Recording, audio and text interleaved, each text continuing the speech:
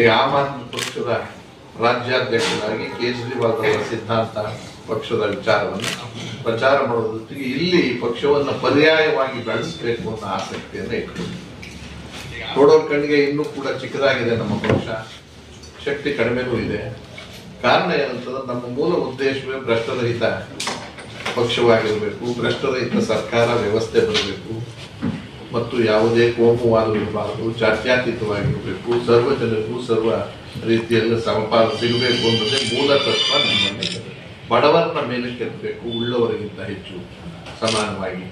ಆಮೇಲೆ ಶಿಕ್ಷಣ, ಆರೋಗ್ಯ, ದಿನನಿತ್ಯದ ಬದುಕಿಗೆ ಸರ್ಕಾರದ ಟ್ಯಾಕ್ಸ್ ಅನ್ನು ತೆಗೆದುಕೊಂಡಿರ್ತಕ್ಕಂಥ ಜನ ನಾವು ಸರ್ಕಾರದವರು ಅವರಿಗೆ ಹೆಚ್ಚು ಉಚಿತವಾಗಿ ಕೊಡ್ಬೇಕು. ಇದು ಮೊದಲನೇದಾಗಿ ಹೇಳ್ತೀನಿ, ಈ ಸರ್ಕಾರ ಈ ಸರಿ ಅಧಿಕಾರಕ್ಕೆ ಬಂದಿದ್ದು ಉಚಿತವಾದ ವಿಚಾರಗಳನ್ನು ಕೊಟ್ಟು ಅನ್ನೋದು ಸಾಕು. ಸರ್ಕಾರ ರಾಜ್ಯದಲ್ಲಿ ಅದು ಕೇಜ್ರಿವಾಲ್ ಅವರು ಡೆಲ್ಲಿಯಲ್ಲಿ 10 ವರ್ಷಗಳ ಹಿಂದೆ ತಂದಂಥದ್ದು, 10 ವರ್ಷ ತಂದು ಸಕ್ಸಸ್ ಆಗಿ ಸರ್ಪ್ಲಸ್ ಬಡ್ಜೆಟ್ ಕೊಟ್ಟು ಗೆದ್ದಿದ್ದಾರೆ. ಅದನ್ನ ಕಂಡಿರ್ತಕ್ಕಂಥದ್ದನ್ನು ಹೇಳ್ಕೊಳ್ಳಕ್ಕೆ ಅವ್ರಿಗೆ ಸಂಕೋಚ, ಅದು ನಾವೇ ತಂದದ್ದು. ಅದರೊಳಗಾಗಿ ವಿಶೇಷವಾಗಿ ಪ್ರತಿಯೊಬ್ಬ ನಾಗರಿಕನಿಗೂ ಶಿಕ್ಷಣ ಉಚಿತವಾಗಿರಬೇಕು, ಅದು ಜಾತ್ಯತೀತವಾಗಿ, ಮತ್ತು ಉದ್ಯೋಗ ಸಿಗಬೇಕು, ನೀರು ಸಿಗಬೇಕು, ಕರೆಂಟ್ ಉಚಿತವಾಗಿ ಕೊಡಬೇಕಾಗತ್ತೆ, ಬಡವರಿಗೆ ಬಹಳ ಜನ ಇರ್ತಾರೆ. ಆಮೇಲೆ ಆರೋಗ್ಯ ಯಾವುದೇ ಕಾರಣಕ್ಕೂ ಶ್ರೀಮಂತರಿಗಲಿ ಬಡವರಿಗಲಿ ನಮ್ಮ ಸರ್ಕಾರಿ ಆಸ್ಪತ್ರೆಗಳು ಉಚಿತವಾಗಿ ಸೇವೆ ಸಲ್ಲಿಸಿ ಅವ್ರನ್ನ ಆರೋಗ್ಯ ಮಾಡಬೇಕು. ಅದನ್ನು ಮಾಡಿ ತೋರಿಸಿದ್ದೀವಿ ಗುಣಾತ್ಮಕವಾದ ಶಾಲೆಗಳನ್ನು. ಇವತ್ತು ಸಣ್ಣ ಸಣ್ಣ ರೈತ ಕುಟುಂಬದವರಲ್ಲ, ಅಲ್ಲಿ ಬಹುತೇಕ ಈ ಕಾರ್ಮಿಕ ದಿನಗೂಲಿ ಮಾಡ್ತಕ್ಕಂಥವ್ರ ಮಕ್ಕಳು ಕೂಡ IAS, IPS, IIT ಓದ್ತಕ್ಕಂಥ ವಾತಾವರಣ ಸಾವಿರಾರು ಜನರ ಮಾಡಾಗಿದೆ.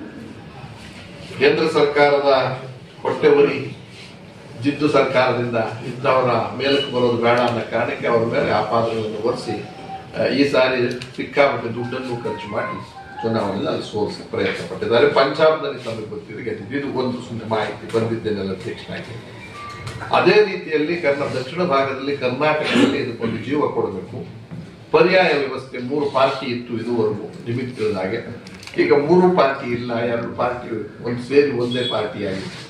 ಏನು JDS ಅನ್ನೋದೊಂದು 3ನೇ ಪಾರ್ಟಿ ಇತ್ತು, ಅದು ಬಹುತೇಕ ಅದರ ಅಂತ್ಯವನ್ನು ಮುಗಿತಾ ಬಂದು ಅದು ಬಹುತೇಕ ಹೊಂದಾಣಿಕೆ ಆಗಿದ್ದ ಜೊತೆ ಸೇರ್ಕೊಂಡು ಮುಗಿದೋಗ್ಬೋದು. ಹಾಗಾಗಿ ರಾಷ್ಟ್ರೀಯ ಪಕ್ಷಗಳಲ್ಲಿ 2, ಕಾಂಗ್ರೆಸ್ ಪಕ್ಷ ಮತ್ತು ಭಾರತೀಯ ಜನತಾ ಪಾರ್ಟಿ ಪೈಪೋಟಿ ಮೇಲೆ ಇರ್ತಕ್ಕಂಥ ಪಕ್ಷ. ಇವತ್ತು ಮುಂಚೂಣಿಯಲ್ಲಿ ರಾಷ್ಟ್ರದಲ್ಲಿ BJP ಇದೆ, ಇಲ್ಲಿ ಕಾಂಗ್ರೆಸ್ನಲ್ಲಿ ಸಿದ್ದರಾಮಯ್ಯನವರ ಸರ್ಕಾರ ಅಧಿಕಾರದಲ್ಲಿ. ನಾವು ಅದ್ರ ಬಗ್ಗೆ ಆದ್ರೆ ಅಧಿಕಾರ ಕೂಡ ಒಂದೇ ನಾಣ್ಯದ 2 ಮುಖದ ರೀತಿಯಲ್ಲಿ ಭ್ರಷ್ಟಾಚಾರದಲ್ಲಿ ತೊಡಗಿಕೊಂಡಿದ್ದಾವೆ, ಕೋಮುವಾದದಲ್ಲಿ ತೊಡಕೊಂಡಿದ್ದಾವೆ ಮತ್ತು ಇಕ್ಕಟ್ಟು ಬಿಕ್ಕಟ್ಟಲ್ಲಿದೆ. ಸರ್ವೈವಲ್ ತಮ್ಮ ಅಸ್ತಿತ್ವವನ್ನು ಉಳಿಸ್ಕೊಳ್ಳೋಕ್ಕೋಸ್ಕರವೇ ರಾಜಕಾರಣವನ್ನು ಮಾಡ್ತಾ ಇದ್ದಾರೆ.